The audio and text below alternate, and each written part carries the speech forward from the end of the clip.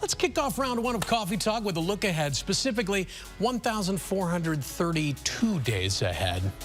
That's when the 2028 Olympic Games begin in Los Angeles. And a look back at what was truly a special, inspiring, awesome, I think, Olympic Games in Paris. Here's the moment, though, that everybody's talking about this morning. I can't believe this happened.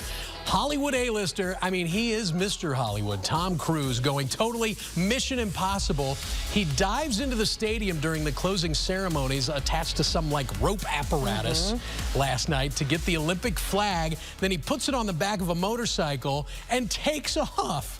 And then cue the recorded video. You see him take that motorcycle through the City of Lights. He gets on an airplane. Then he races to the Hollywood sign.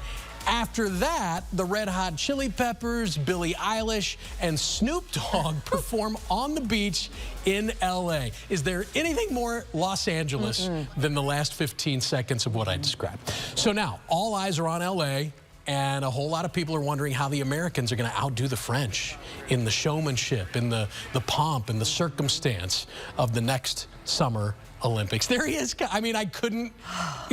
As soon as I saw that, I thought, wow, this is Los Angeles incarnate. Right here, Tom Cruise, Mission Impossibling into the arena. It was insane. And there were a lot of rumors online that Tom Cruise was going to do something during the closing ceremonies. And yesterday afternoon, my husband was like, do you really think the closing ceremonies are going to be that cool? I'm like, I think they might be. We need to watch. I cried. I got goosebumps. It's pretty neat. It is so exciting. The whole thing with the, like, extinguishing the torch, but putting it in a little lantern that could then be carried to America. It was just all really well done, I thought, from start to finish. And honestly, it was such a joy and a nice break from life for the last 2 weeks. Maybe Don't that's you it. think? Maybe that's why people are so attracted to it. It always seems to hit at the right time when you need a little diversion, you know? Is it odd that it's always during a presidential election year? They do sync up that way, don't they? By the way, final medal count, we won.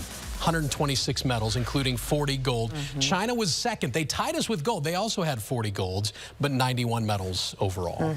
It's a good showing for America did. Awesome. USA, baby.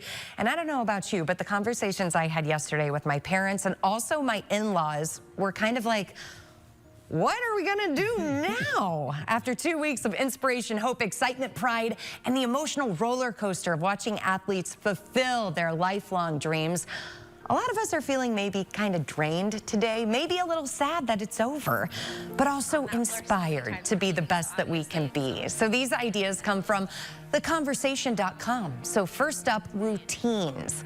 The men's 100-meter champion, Noah Lyles, and all-around champion, Simone Biles, who you see right there, you know they do the same routines and movements every single day.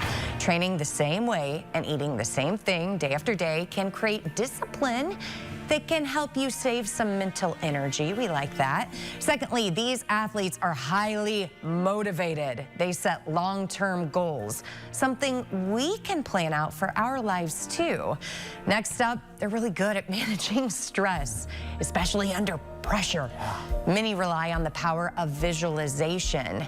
And finally, autonomy. They know what they need to do, they do it, and they go after it day after day. And I kind of thought about you a few times as watching the Olympics. I get that a lot.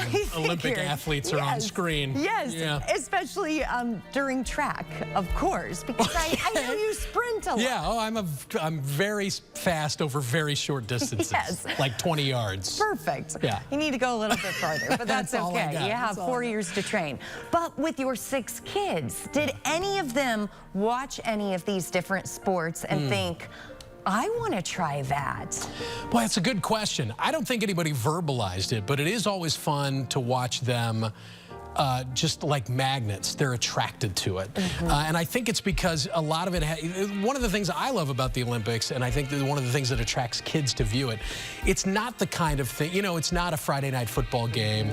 It's not a City SC match, although soccer is a part of, you know what I mean? It exposes you to diving and water polo and water dance and all these things that if it weren't for the Olympics, most of us would never be exposed to. And it's just a marvel. And back to your point about discipline, every one of these athletes has their own unique story, and all of them are so riveting and so grounded in this passion that started in most cases when they were really young.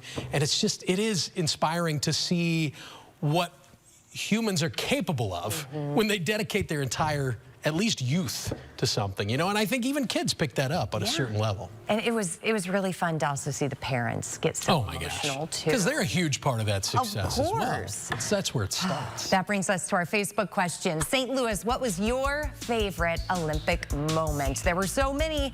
Head on over to our Facebook page and share your answers with us. Just get